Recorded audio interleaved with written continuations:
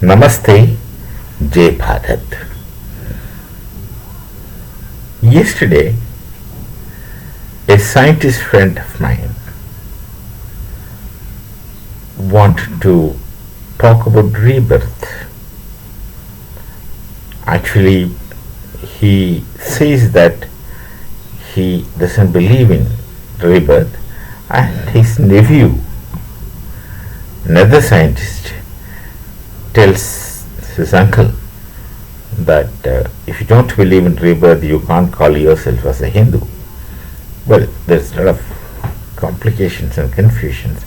I thought I'll speak about what may be rebirth.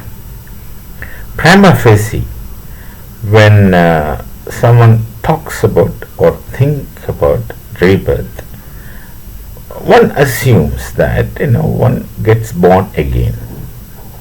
No, it's not simple when you say one gets born again. The idea that goes into the minds of people is that you are born as what you are again.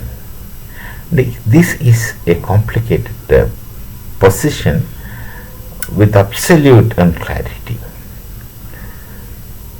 Rebirth doesn't say that. You will be born at another point in time with the same identity. Now, this is a question which people want. With the same identity, as your name is X, you have X, Y, Z, etc. as your identity, and in the next birth also you will continue to be the same. Should that be the case, then few things happen, few questions need to be raised.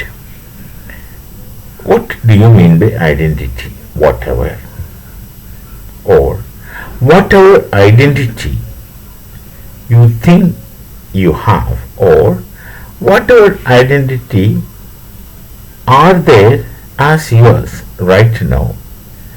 You have not brought it back from your previous birth. If there is a connection, certainly not. Whatever you are is, or whatever you are, or whatever you think as your identity, are things those you picked up after being born through time. And this identity also varies as time goes ahead. Now, don't you think it's ridiculous to think about a situation where such identity gets carried forward to another birth? If that is the case, it must be possible for at least some people. If rebirth is a phenomenon of that nature, most people must be reborn. Until now, for the thing says that until you are eligible for moksha, you have to continue through birth, death, rebirth cycle to get yourself purified. At that point you don't forget. So those who have not completed their mission of self-purification will have to be born again to undergo that, and then until the moksha is attained. Moksha is attained by him. Moksha has to be earned, not granted, as you find it in Semitic theology. So there should be many people who are reborn. Many people who are reborn, who will have attachments. Most people whom we see die are dying still with attachment. There are very few who die are completely detached. Of course, their moksha is ensured fine. But those who die with attachments, they will have to be born again. And if that is the case, it should be a commonplace understanding that everyone understands about the previous birth and next birth. Here, these are the questions one should ask. So the question or the concept of rebirth is very stable, clear, crystal clear. But the understanding people download as rebirth need to be revisited.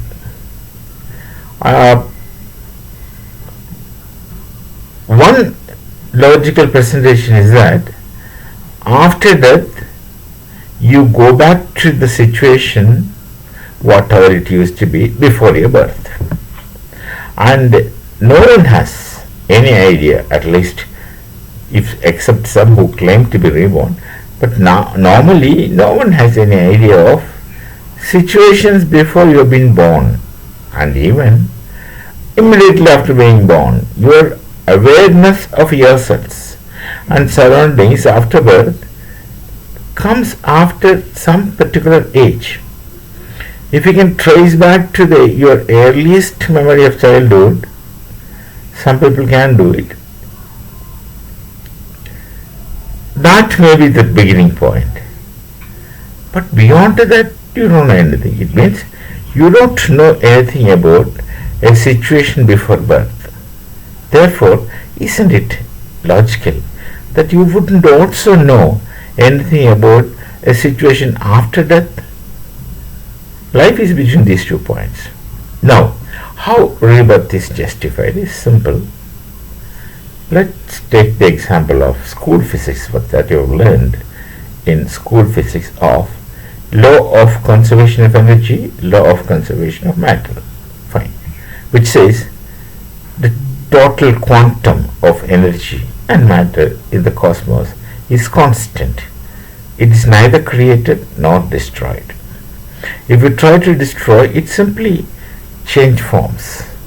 And what people understand, the entire construct of cosmos is multiple permutations and combinations of energy and matter. You can go further into quantum, further go into atomic structure and say everything is permutations and combination of energy and matter. I would like to stop at this point, energy, matter. I wouldn't like to go deeper into that. It takes more time. So since everything is a permutation of energy and matter, keep that aside. Look at the Bharatiya Shaddarshana theory of Sankhya. Sankhya says the same thing in a more subtle way than what physics says. Sankhya talks about 2 principles, Purusha and Prakriti. Let's treat Purusha as energy in physics and Prakriti as matter in physics. We Hindus have treated Purusha as Shiva and Prakriti as Devi. So Shiva Shakti combination. Everything is Shiva Shakti combination from that perspective, which is exactly that we find in physics, that combination.